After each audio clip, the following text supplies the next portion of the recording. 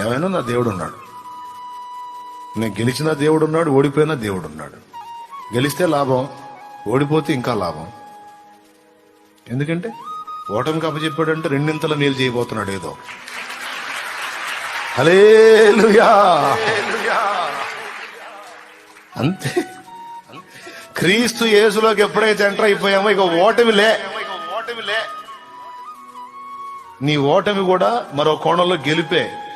చూసే దృష్టితో కరెక్ట్గా చూడు. నువ్వు ఇంతవరకు నీ జీవితంలో నీకు క్రీస్తులో వచ్చిన తర్వాత నీ జీవితంలో కొన్ని చేదైన అనుభవాలు ఎదురైనాయి. ఆ అనుభవాలన్నీ నీకు దీవెనలుగా మారినాయా లేదా? ఇప్పుడు ఎంతమంది ఒప్పుకుంటారు? లేదన్న చేదులు చేదుగానే ఉన్నాయంటావా? లేదన్న అప్పటి చేదులన్నీ ఇప్పుడు దీవెనలుగా మారినాయి అన్నవాళ్ళు యథార్థంగా చేయొద్దండి.